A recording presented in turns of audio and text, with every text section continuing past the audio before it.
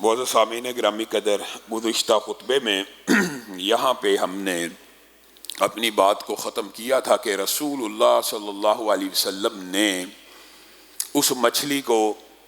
کھایا بھی اور کہا یہ اللہ کی طرف سے تمہارے لیے بندوبست کی گئی ایک خوراک تھی، اگر تمہارے پاس موجود ہے تو مجھے بھی دو۔ تو صحابہ نے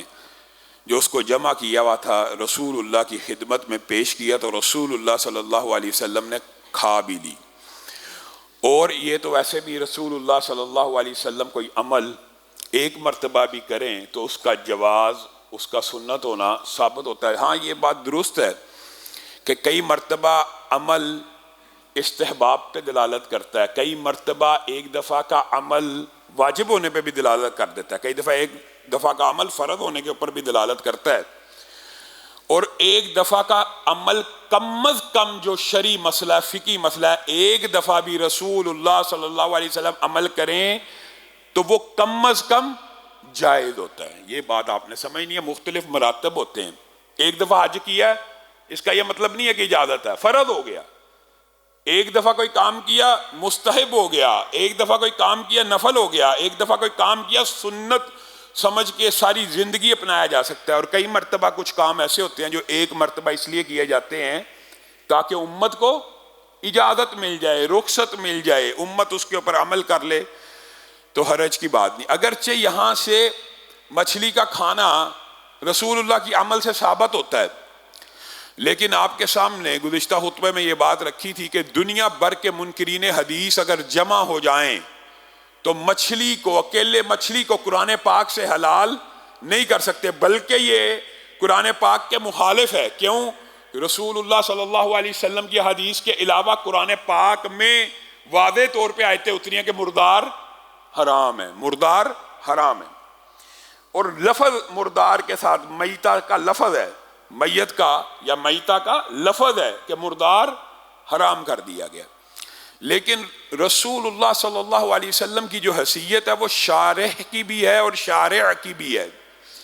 آپ جو اس کی تشریح فرمائیں وہی قبول ہے، یا آپ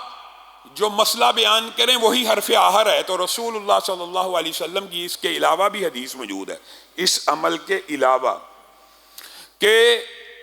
میرے اوپر، یا رسول اللہ صلی اللہ علیہ وسلم کے الفاظ دو طرح کے ملتے ہیں، احلت لنا بھی ہے، احلت لکم بھی ہے، کہ ہمارے لیے یا تمہارے لیے دو چیزوں کو، دو مردار کو حلال کر دیا گیا۔ یعنی مردار حرام ہے لیکن استثناء ہے، دو مردار حلال ہیں، ایک مچھلی ہے اور ایک جراد ہے۔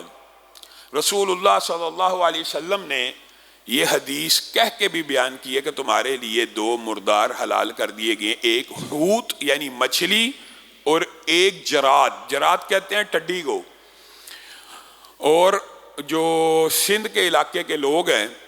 بلکہ پنجاب کے اندر بھی پائی جاتی ہے، جس کو گراس ہاپر بڑا ہوتا ہے اور اس کو ٹڈی کہتے ہیں، جس کو ٹڈی دل بھی کہتے ہیں، کہ ان کا حملہ ہو جائے تو پوری کی پوری فصلیں کھا جاتی ہیں۔ سندھ کے اندر گزشتہ سالوں میں اس نے حملہ کیا تھا، اور سندھ کے لوگوں نے اس کو پکڑ کے کھایا بھی تھا، اور سندھ کے کلچر میں موجودہ، گویا عرب کے کلچر میں یہ جو فصلوں پہ حملہ کرنے والی ٹڈی تھی، اس کو رسول اللہ صلی اللہ علیہ وسلم نے حلال قرار دے دیا۔ اس کی کچھ وجوہات بھی ہیں، خیر سائنس اور علتیں ضروری نہیں ہوتا کسی حکم کی معلوم ہو جائیں، لیکن رسول اللہ صلی اللہ علیہ وسلم نے اس کے کھانے کی جو اجازت دی ہے تو اللہ کی طرف سے بھی اجازت ہے۔ اس ایک حدیث سے ہی دو باتیں سمجھ آتی ہیں، جو میں نے آپ کو پچھلے خطبے میں بھی کہا تھا کہ میرا ذاتی رجحان بھی اس طرف ہے کہ مردار سمندر کا حلال ہے، کون سے والا؟ جس کو سمندر سے نکالا جائے اور وہ مر جائے، جس کو سمندر سے نکالا جائے اور وہ زندہ رہے، اس کا حکم کیا ہوگا؟ اس بارے میں چند باتیں آپ کے سامنے رکھیں گے۔ لیکن جراد کے لفظ سے ایک بات سمجھ آتی ہے، رسول اللہ صلی اللہ علیہ وسلم نے جراد کو لفظ کے ساتھ، نام کے ساتھ حلال قرار دیا۔ اس سے بھی ایک فقہی کلیہ نکلتا ہے کہ جب کسی قبیلے کے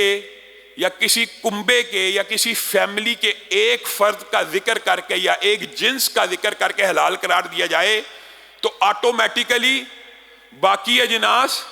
کیا ہو جاتی ہیں؟ حرام. ہاں، کیونکہ ایک کو حلال کیا،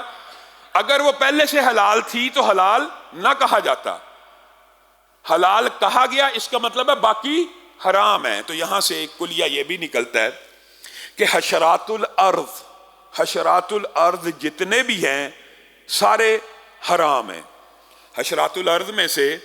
رسول اللہ صلی اللہ علیہ وسلم نے صرف ایک کا نام لے کے ذکر کیا، گویا یہ مکھی، کیڑے مکوڑے، یہ ساری چیزیں جتنی بھی ہیں، چاہے آپ کو کوئی کیڑا ایسا لگتا ہے یہ جی گندگی نہیں کھاتا، یہ جی بڑا صاف ستھرا، نہیں، حشرات میں سے صرف